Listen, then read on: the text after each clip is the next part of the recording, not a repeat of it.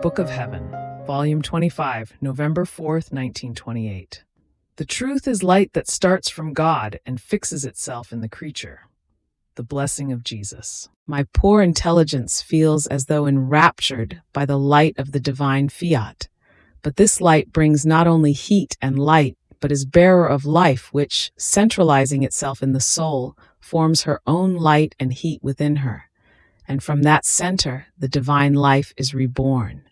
How beautiful it is to see that the light of the eternal volition has the virtue of making the life of her creator be reborn in the heart of the creature. And so many times, for as many times as this divine will bends down to make known to the creature more of its manifestations which pertain to it.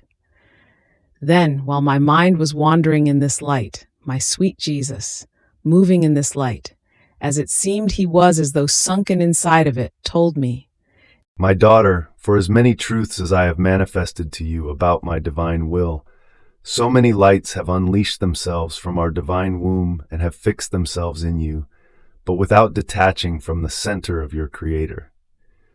In fact, the light is inseparable from God. It communicates itself, it fixes itself in the creature, and it never loses its center from which it came out.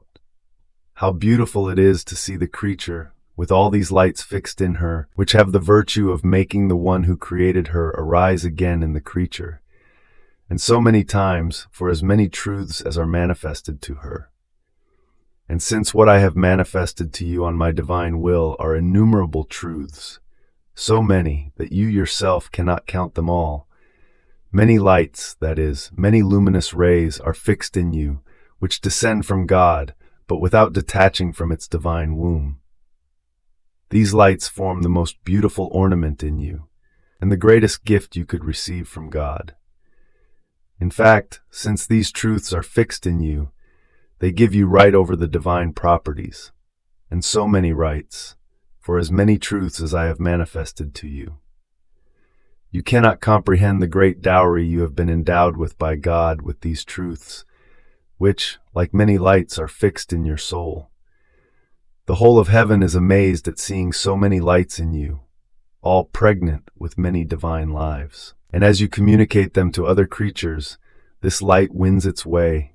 It fixes itself in other hearts, but without leaving you, and forms the divine life wherever it reaches.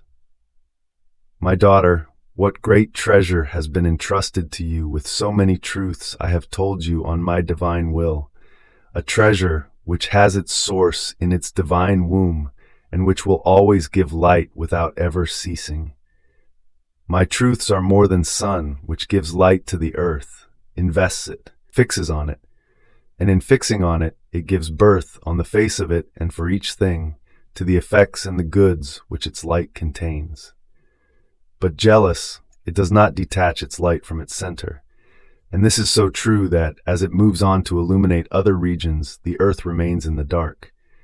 On the other hand, the sun of my truths, while it does not detach from its center, fixing itself in the soul, forms in her the perennial day. After this, benediction was given with the most holy sacrament, and I prayed him from the heart to bless me. And Jesus, moving in my interior, echoing what Jesus in the sacrament was doing, raised his blessed right hand in the act of blessing me, and told me, "My daughter, I bless your heart, and I seal my divine will in it, so that your heart, united with my divine will, may palpitate in all hearts, so that you may call all hearts to love it.